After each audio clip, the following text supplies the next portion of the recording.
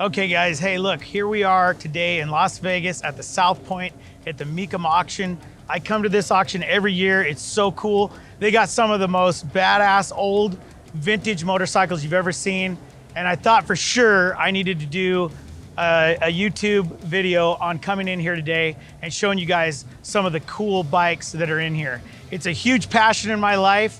I love vintage bikes and they got some of the coolest stuff you've ever seen. So let's go check it out.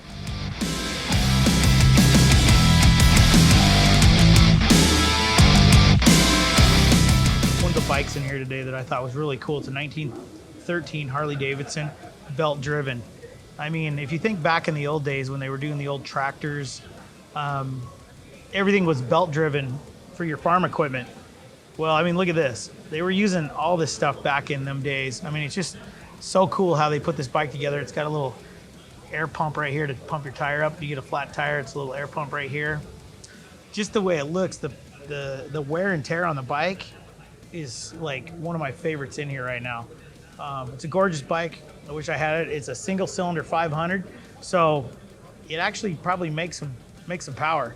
Back then, you know, you actually had to pedal it to get going. So it's really cool. One of my favorite bikes. I just wanted to share it with you.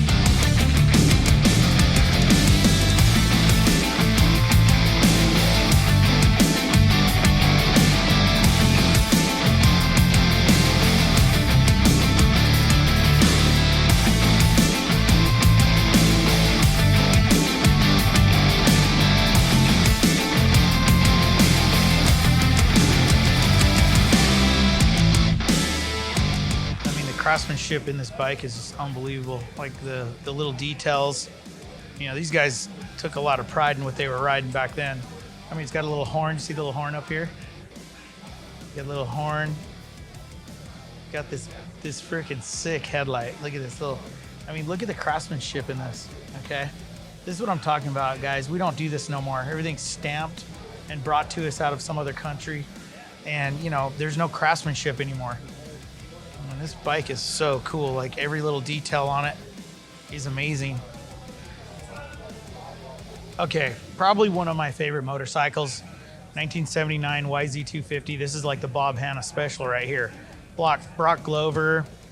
They raced these bikes back in 79, 80, 81. The thing that just killed everybody with this bike was this monoshock in the rear right here.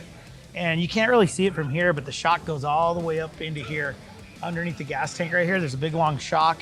The suspension alone on this bike is really what dominated motocross back in the late 70s and the early 80s.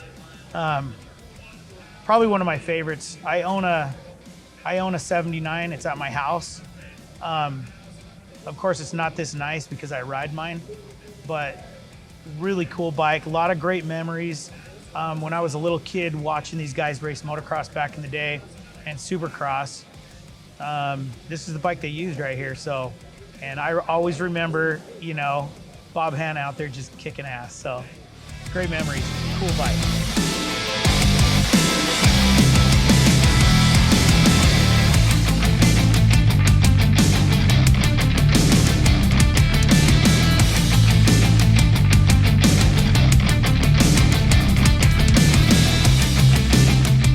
Okay, so this three-wheeler is a 1900, actually. I mean, it's an old bike, but look at all the copper and the brass that's in this thing. It's really kind of cool.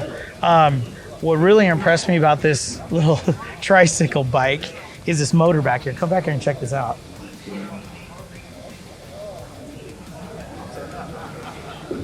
So it's a single cylinder, and as you can see, it's chain driven here off a skip tooth chain, which in return runs this gear right here, which runs the motor to fire the motor up.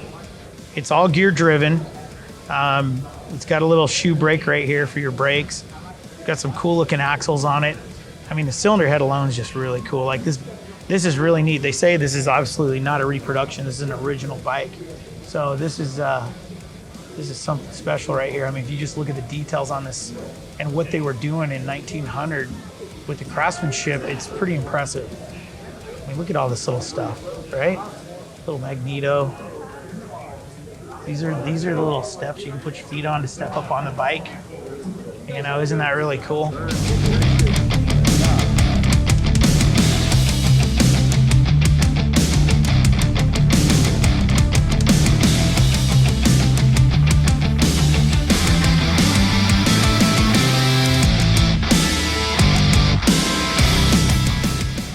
a cool bike. I actually have one of these in my collection. This is the Husqvarna 400. This was the bike that basically Steve McQueen and Malcolm Smith made popular back in the 70s. And they use this bike on any Sunday. It was kind of a cool movie. If you've never seen it, you need to look it up. It's called On Any Sunday. And it was one of those movies when I was a kid I could just watch over and over and over again. But this is a really cool bike. They do make a lot of power. I know that Malcolm Smith back in the early 70s, 1970, 1971, was racing the Baja 1000 and Barstow to Vegas on this bike. And you know, this bike only made, I think, 3 inches of travel in the rear. Can you imagine that? Out in the desert back in when there was no trails, no roads. It was like straight across the desert. You know, nowadays we follow trails. But that was back before there was many trails. And if you look up some of the old races back then, it was pretty brutal. If you went down out there in the middle of the desert, good luck. No cell phones, you know, no helicopters chasing you. You might have laid out there for a couple days before they decided to come and get you. So pretty cool bike. Anyway, it's one of my favorites. Love Husqvarna.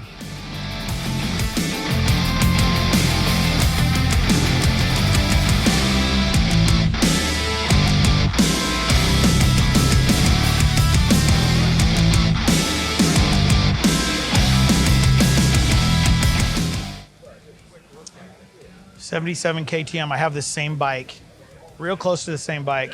It was the year really when Penton and KTM were kind of merging, and KTM was taking over. The bike that I have actually was raced in the Baja, and they painted it blue, and it was a sponsored color from a sponsored company that sponsored the bike in the race. Stories told that the bike in the race, the guy lost his leg in the race. Anyway, when I got the bike, it was in a box, and pretty much put the bike back together, and we get it out and ride it once in a while. It's really cool. They sound super awesome. The thing that I love about the KTM is just how big the cylinder head is on it. The air-cooled cylinder head on it is just so cool looking. I always love that on these bikes. And the torque that they make is awesome. They are fun to ride. This is a beautiful bike. Okay, so let's talk about this 1978 Kawasaki 75. All right, so my buddy Charlie Garrett, when I was a little kid, he was a good friend of mine. We lived in kind of the same area. He had one of these old Kawasaki's sitting in his garage, and the throttle cable, or the throttle, this part broke. So all I had was the cable. So I would bring the cable up. Actually, I think I brought it up to about right here. Pulled the cable wide open, full throttle, and I taped it. So now the throttle's stuck, right? Wide open. So I'd fire it up and I'd run it on this kill switch right here. So you would run. And so if you wanted to put it in gear, it's wide open. So you go to kill it, put it in gear, and then let out of the throttle, and you go. Every time you shift it, you kill the motor and go. So you could actually sit there and almost sit on the bike and just keep pushing the kill switch and idling it. I've never known what it's like to ride one of these motorcycles actually with a throttle. Never rode one with an actual throttle. The throttle was actually stuck wide open, and I drove that little motorcycle for probably 2 years like that. And did have a few wrecks in it, but you know, it was cool. But really fun memory of this little Kawasaki. You don't see a lot of these around. I mean, you see a lot of the CT70 Hondas, but these little bikes actually ran really good. Actually, they would put a spanking on a CT70 all day long. These things ran good. They were 2-stroke, and they just hauled butt. So anyway, feels good to be back on it.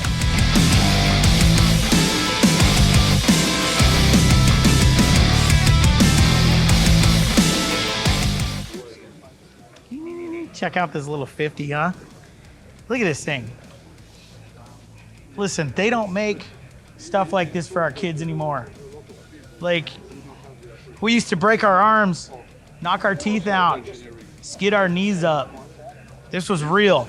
Now you got to go Walmart or, you know, somewhere and buy a plastic battery-powered Jeep for your kids. Like any 3-year-old could ride this motorcycle right now. This is something that, you know, guys that are in their 50s and 40s, they grew up on stuff like this. This bike's super cool. This is a neat little motorcycle. I mean, you could put this in your back pocket and, you know, carry it around. So cute. Anyway, I better put it back before I get in trouble. All right, guys, check out these Montesa. There's a 250s, two 250s sitting here.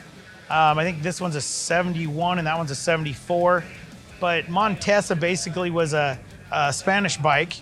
One of my favorites. I don't know why. I just really love the name Montesa, number one. It's just cool. You know what I mean? Number two, I love the way that they look. These bikes were designed to compete in some racing back in the old days to see if they could really do it. I mean, of course, they don't make them no more, and you can't find them hardly anymore anywhere except for at a bike auction like this. One of my favorites, though. I love them. I think they're gorgeous bikes, and I want one for my collection. Good thing I don't have a bidding number today, or I'd be owning one of these.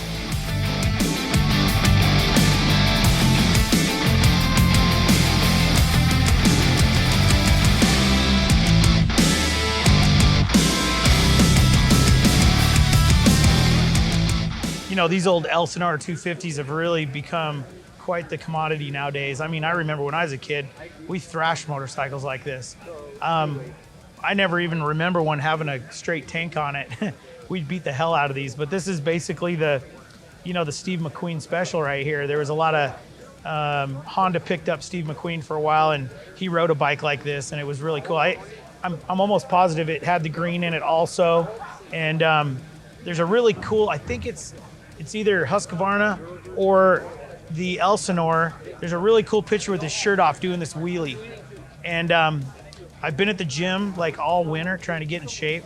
So this summer I can reenact that picture on mine. So we'll see what happens. If I don't have a six pack, forget it. Anyway, cool bike.